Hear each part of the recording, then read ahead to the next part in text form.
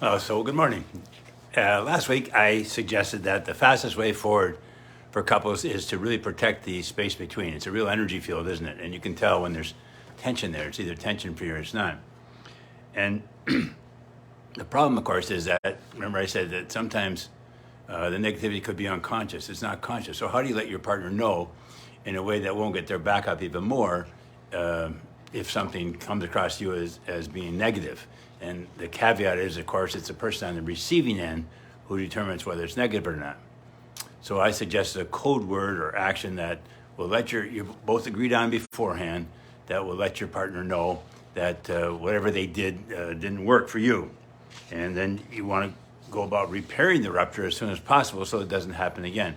And for that, you need to be able to communicate with your partner in a safe way. Remember, safety is another key piece of this whole puzzle. My brainstem is always on guard, looking for danger. And if it senses danger, it'll defend. It'll go into a defensive mode. It's a 500, my old brain has a 500 million year history. You're not going to change it, all right? And anyway, you start to see how the pieces fit together. You know, it has to be safe. You want to protect the space between, but if there's negativity, then, okay, how can we talk about it?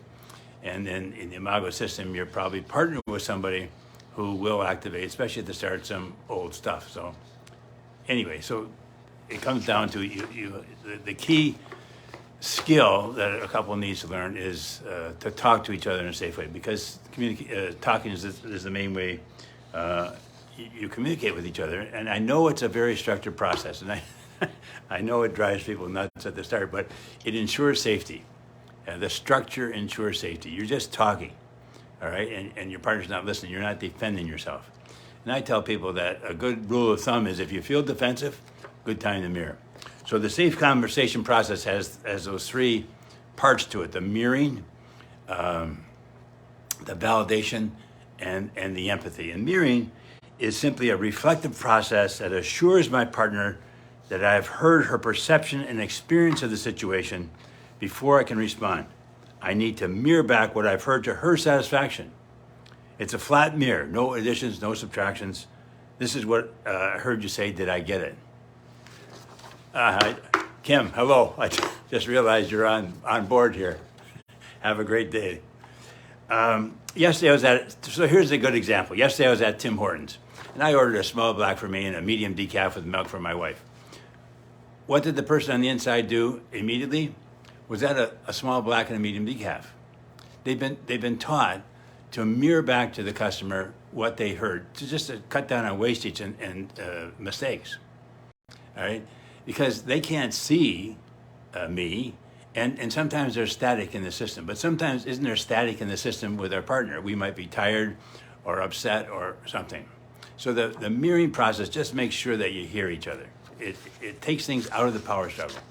The power struggle tends to be like, I'm right and you're wrong. And the mirroring simply makes sure I hear my partner, all right? It's a great tool to have in your relational toolbox. So the second step then is the validation. And the validation simply means that you recognize and accept that the other person has also had an experience, and that his or her point of view, while it may be different from yours, has equal validity. It makes sense that you would say that, or that's how you see it, all right? Remember, your partner's not you. That's a key one. You're just different, but you see things differently. So go back to my Tim Hortons example. I asked for a small black. The guy on the inside doesn't say, are you crazy? Don't you want a large double? Because that's what he likes. No, he just mirrors back to me. He just wants to make sure that he gets the order right. There's no judgment.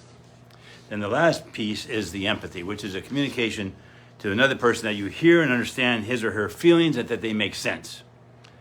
Given that that's what they just said, I can imagine you might feel A, B, C. And then you check it out. Is that right? So I might say, well, you're angry. And she might say, well, no, I wasn't angry, but I was hurt, or I was sad, or I was disappointed. And it's a dialogue. Then it's her turn. So back and forth. So I need to mirror, validate, and empathize with her, and back and forth it goes. And honest to God, 30 years, if I can keep people in this process, they'll sort stuff out. But you can't attack or withdraw. All right? And like what I do like about it too, it's not like a cookie cutter. Like what might work for me might not work for Chris and I, might not work for another couple. But if we keep talking, we'll figure out what'll work for us. All right. So the essential skill, you have to learn to talk to your partner in a safe way. And the safe conversation process assures that. It takes things out of the power struggle. It doesn't make one right and one wrong. It just, here's what's going on for me. Does that make sense? And the key is your old brain, your reptilian brain, wants to defend itself. And if it senses danger, it will. And if it reacts, it's going to do the fight, flight, or freeze response. And in a more conscious relationship, you don't want to react, you want to respond. And the structure of the safe conversation process ensures safety. It's a way to talk without criticizing, listening without judging, and connecting through your differences. Okay? Next week, I'm going to talk about, give an example of how this shows up. It showed up in the office, but it'll show up in your at home too, and it's just a way to respond. But it's a great example of how negativity can show up in the unconscious, in the space between, but it can be unconscious. And now you have to deal with it once it becomes conscious. Okay? Have a great day. See you next week.